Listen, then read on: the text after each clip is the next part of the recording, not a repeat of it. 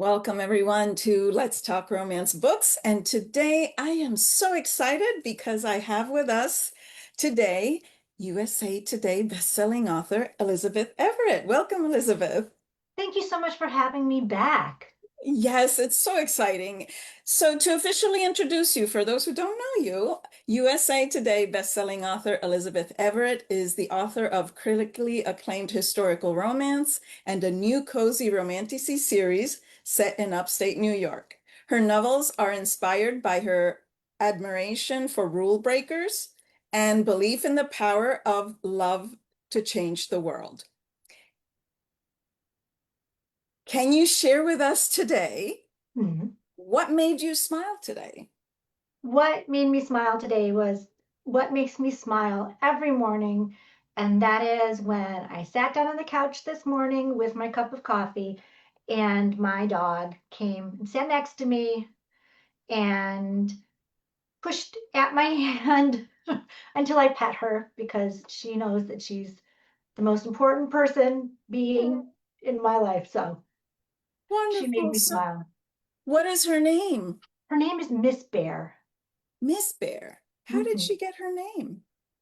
Well, this was a 4-month long saga. As soon as I told our kids we were getting a dog, we had this big, long discussion on the family group chat. It spilled over into dinner time about what we were going to name her, and no one could agree. No one could agree. It took months until finally I said, well, what about bear? Like I was joking because all the names had been so elaborate and so crazy. And they were like, oh, nobody had anything bad to say about that name. So that's why she's not in the least bit ferocious. Ah, So it's a bit of a misnomer. yeah, but I'm sure she's adorable. She's a good girl. Good girl. And what kind of dog is she? She's a Havanese. Havanese. Yes. So What we'll color are see if Havanese? she lets me introduce you in a little bit. Right Sure, now, if she she's lets you. she's chewing on something, so Oh, okay. not gonna Well, interrupt maybe her. later. Yep, maybe later. If she wants to come in and join the conversation, that's Yes. completely fine. Maybe she'll nudge you. Okay, so do you have time to read? Because I know you've been writing, but do you have time to read? And if so, what are you currently reading?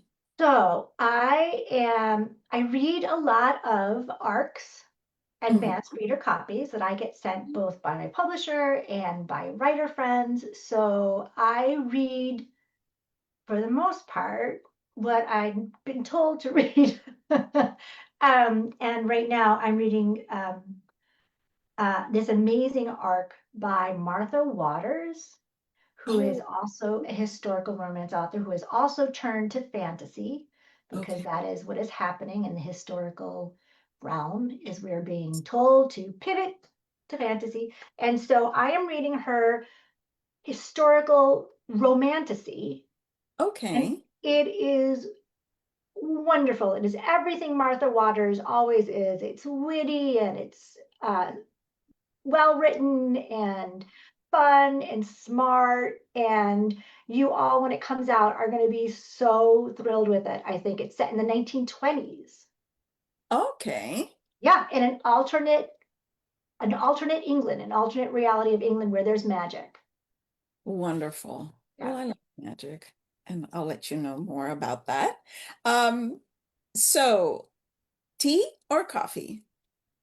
So I am a coffee in the morning gal, Okay. and I am a tea in the evening Ah, person. So I go both ways. okay. And uh, there are mate fans in my home and matcha fans, tea fans, loose tea fans. Yeah, we drink it all. Which is your favorite? So I do enjoy an Earl Grey with a little bit of cream. Good. Good. Okay. Complete this sentence for me. Okay. When I wake up every morning, I, I am greeted by my dog and my daughter's cat because oh, I am the early riser in my house. I am the first one up. I'm usually up between 5:30 and 6. My children trained me Yes. for long ago, and I am the first one to get up and to feed them. Okay. So my dog sleeps in my room, but the cat sneaks in, and they both sit at my bedside at 5:30. And if I don't wake up right away, they Uh, nudge each other and they make noise until I do wake up. wow. Yeah. That's incredible. Well, that's a nice alarm in a way. It's better Yes. than a buzzing, you know? It's nice to know I'm needed. Yeah, yeah. So, name one thing on your bucket list. Okay, this is my personal bucket list, right? Yes.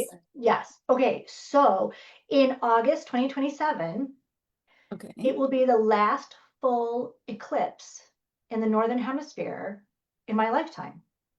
Oh, wow. Yes. So my husband and I and another couple, friends of ours, are going to plan a trip to the north of Africa Oh, so that we can see that last solar eclipse, because the last time I saw a full solar eclipse was, I think it was 20, 30 years. It, my husband and I were still dating. We weren't married yet. So it okay. has to have been over 27 years ago. And we saw it together. Yes. Yes. So we're going to see this one together too. Oh, wonderful. I saw a solar eclipse in Venezuela and it was like complete dark. The birds, like it's a whole experience. It was, we saw it in Germany. And then there was a full eclipse here in Rochester last year, and it was cloudy. Yeah, So we couldn't see a thing. I know. I think here too, but I hope you do get that Me too. memory. So here's the one question I love asking. Weirdest or unique thing you own? What do Okay, you? so listen, I took this really seriously, Lorelai. Okay. I was like, I don't want to let her down because she made Okay. the point that I have to find something weird. So I went through my whole Weird house, or and unique? That's good, but weird if and it's unique. weird, it's even more It's fun. weird and unique. I My youngest child spent their junior year of high school in Argentina, Hmm. and we went to visit them, and we went to at one point we went to Iguazu Falls, which are these amazing, amazing waterfalls in the north of the country. And we went and we saw a nearby native village. And of course, we bought, from the local craftspeople, we bought. And one of the things we bought, and I was so glad they let us take it back home through customs, was a dark blowgun. This is, I'm not going to do it. No, don't hurt anyone. I'll show you. Okay, so these are the darts. Okay. Okay, and then you put them Right. in the pipe, and then you blow them. I lost one time, so Oh, and it actually works. It, like, if I blow it, yeah. we'll have to do it this way, obviously. Yes. Yeah. But yes, it Oh actually my works if gosh. you blow. So That is so unique. Oh it's my so gosh. cool. And my kids and I, we were like, we played with this. I mean, my children are, adult age, but Yeah. yeah, this was the one thing we brought home from Argentina that all of us just could not stop playing with, was the dart gun. Oh, wow. That's incredible. That's incredible. I don't know That anyone else that has one. No, I haven't. I haven't seen anyone. And I didn't even know that was a thing. So that's so cool. There's no poison on it though, just so No, yes. everybody is, Yeah, yeah. be calm. It's okay. We Yes, didn't yes. poison the darts. Okay. So, do you have any hobbies or particular skills aside from reading and writing? Yes, I love to crochet. And in fact, that's what I was doing before I turned on the Zoom. So you guys Okay. can see I'm working on a project. My youngest is a senior this year, and they're having a joint graduation party with three of their Okay. friends. And I'm making each of the friends a crocheted Afghan Oh, in their wow. school colors. Oh, you're good. Oh my goodness. So Wow. I can make a granny square, but that is That I is love, beautiful. yeah, granny squares are great. One of them is, so they're all different shapes and sizes and patterns and colors, obviously. Yeah. So, um, but I wanted them all to have a little bit of home when they went Oh, away. that is beautiful and memorable. I'm Yeah. sure they're going to treasure it. So let's talk romance now. Talk romance, yes. Yes. Did you always dream about becoming an author? No, I didn't even read romance until I was Oh, in my 40s because I read literary fiction. uh-huh. I thought that romance was derivative and silly, and I didn't think it could be feminist at all because I'd never read it, right? I Yeah. just made these same assumptions that most people do about the genre because I was ignorant. And Yeah. then um, folks who know me know the story, a lot of them know the story, but I was very into historical mysteries. And I got this book from Amazon and I thought it was a historical mystery. Mm-hmm. And it wasn't. No, it was Julie Ann Long's The Perils of Pleasure. I know, I know. Okay. Of all the romances to start with, I don't know that I would have been as addicted to romance as I was if it hadn't been that book, you know, Yes. someone of that caliber. But I said, this is something. What is this? And I thought, oh, it's a fluke. So I got another one of her books. Uh-huh. Then I went from Julie Ann Long to Julie Quinn. Then I went to Lisa Kudrow. Then I got like, I went bonkers. I bought or downloaded every single historical romance I could find. Sherry Thomas, Meredith Duran, Joanna Byrne, Loretta Chase, Uh-huh. Ben Jenkins. Oh, Uh, I goodness. just, yeah, I just kept reading and reading until I ran out of books. I didn't have any more historical romances one day. So I sat down and wrote one. And that's how I started writing romance was because I didn't have I couldn't find anything I hadn't read. Wonderful.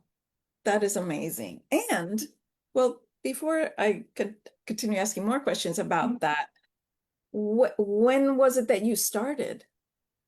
Writing, Yes. I didn't start writing until I was about um I don't think I started writing until I was about 45 and my first book was published when I was 50. Wow. So that was, well, I was, instead of the age, I was going to ask the year. So is it long ago or I think it's Oh, recent. it Recent. was 2021. My first Yes. book came out. Wow. And they're okay. Also, do you write in other subgenres? Well, funny you should ask Yes. because so I started out writing historical romance because that is my first one, true love.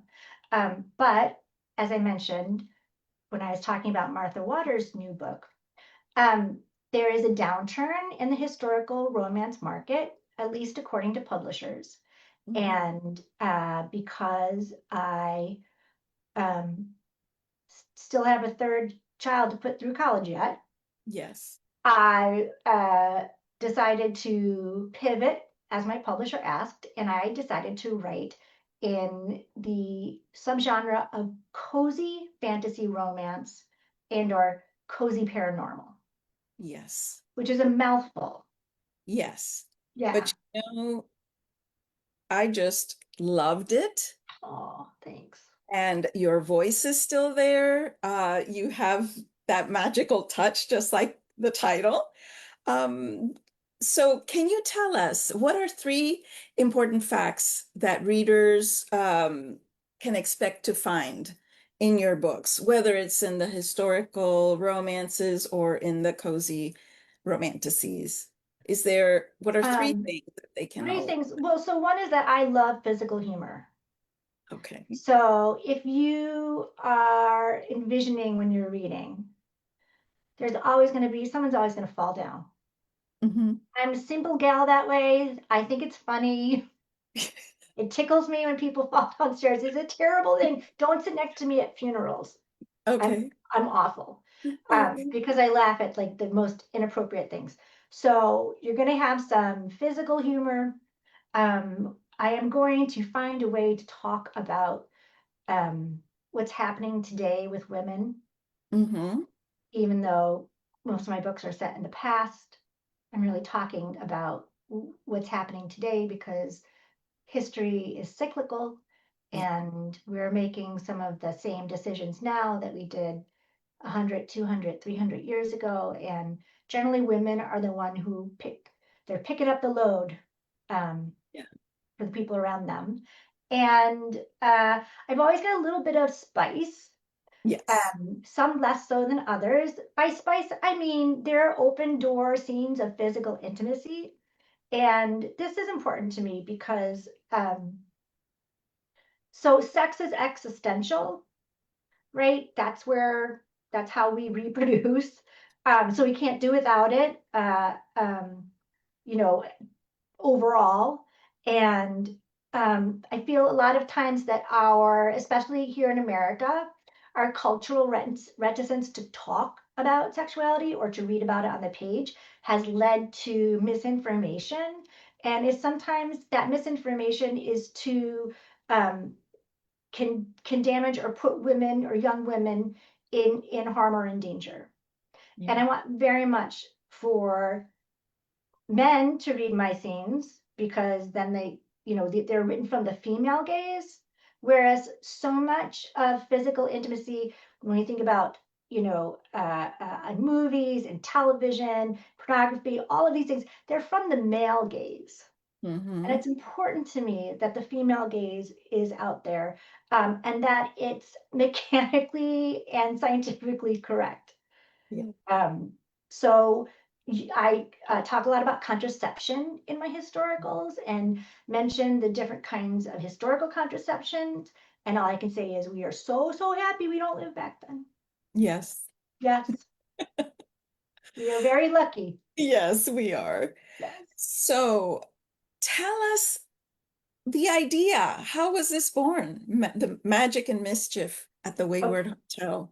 okay, so Magic and Mischief is a place, it's an imaginary place set in Rochester, which is not imaginary, which is where I live right now. Mm-hmm. Um, and I knew that if I was going to write this book, I had to set this book someplace I wanted to hang out in for a long time. Mm-hmm. Because when you write these books, the historicals take me a little bit longer than the cozies did because obviously I do a lot of research as I write my historicals, but I'm still spending every day, part of every day, in this world. So it has to be a world that I want to be in. So I thought to myself, okay, it's fantasy, it's paranormal. What do I want it? Where? And I just remembered I used to love the show Buffy the Vampire Slayer. Ah. So I thought, okay, what if I mashed up Buffy, but like with friends? Like, what if I had all of those crazy characters and they all lived together? How am I going to make them live together? And I came up with the idea of a magical hotel where guests check in. And then it also serves as a transport and it takes them to where they need to be. So it's almost like a night train, right? So they Yeah. check in and they stay for a while and then they get to their stop and then they leave. So that was how I envisioned. That's the only way I could think of like getting all these like amazing characters. Because I'm not especially interested in creating entire worlds. Mhm. That's not my forte. That's not where my brain takes me. So I knew I had to set it in this world because this Yeah. world is important to me. This is what I talk about. So that was the only way I could think of getting like fantasy into this world is by accident. This hotel, it gets stuck here because it runs out of gas. Like why else would a magical hotel be in Rochester, New York? There's no other reason other than it was a mistake. Yes. Was not in the plan. And so tell us about, is it um Josie Yes, and Pax yes. and So the heroine's name is Josie, and she is a single mom. And she does a great job of raising her son and building community. And it was kind of a love letter to my mom, who is a single mom here in Rochester. And she had 3 kids, and she worked really hard at building, community and creating family for us. Amy. So in the book, um, Josie goes the same places with her son that I went with my mom and that I bring my kids. And so the library's involved and the YMCA for swim classes and the park. And they have a church community and they go to the local donut store. And um, that's all stuff that I did with my kids and my mom did with me. And there's lots of ways to build community wherever you are, but this is taken from my own experience. Oh, Um, wonderful. and Pax, you know me, I love an emotionally constipated hero. Like I love a hero who's never said the words "I love you," and when Yeah, it happens, he's like, "I what's going on? Why is this?" yeah. What I is this? love that.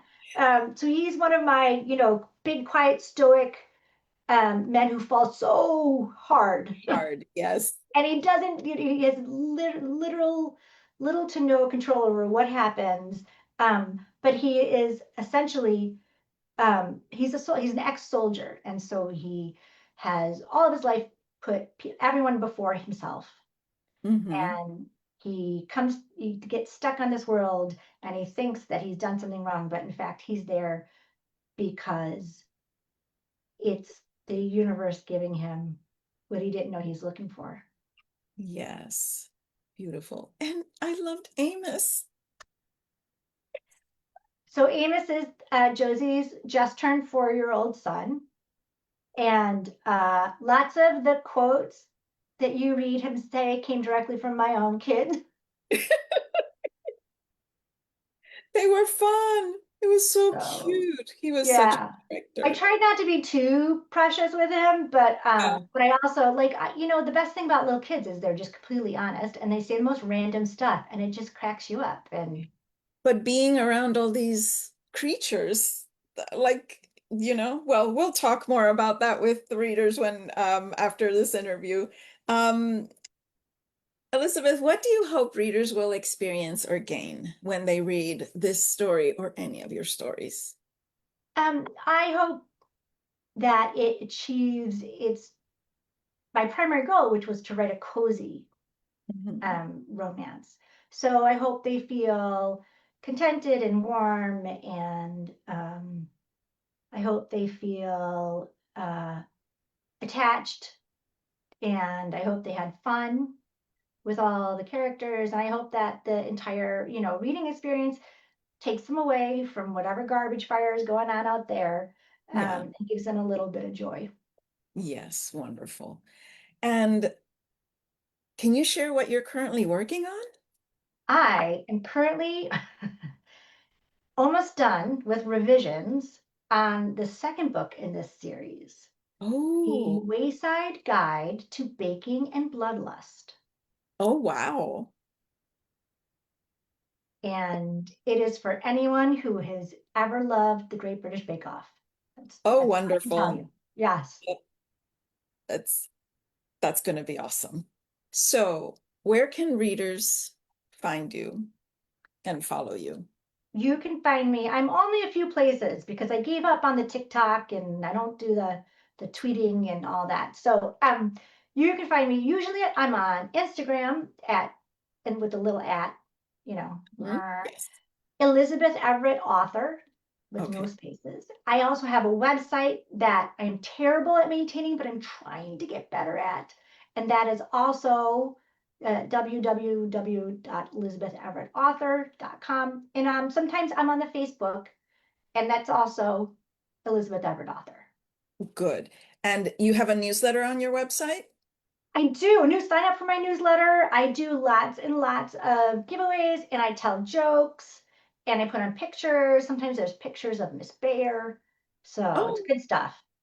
wonderful. Well, Thank you so much, Elizabeth, for sharing with our viewers and readers all these little fun and insightful things about you and your writing. And we'll go ahead and meet with readers now. And to everyone watching, I hope to see you next week for another fabulous author. So I'll see you next time. Bye.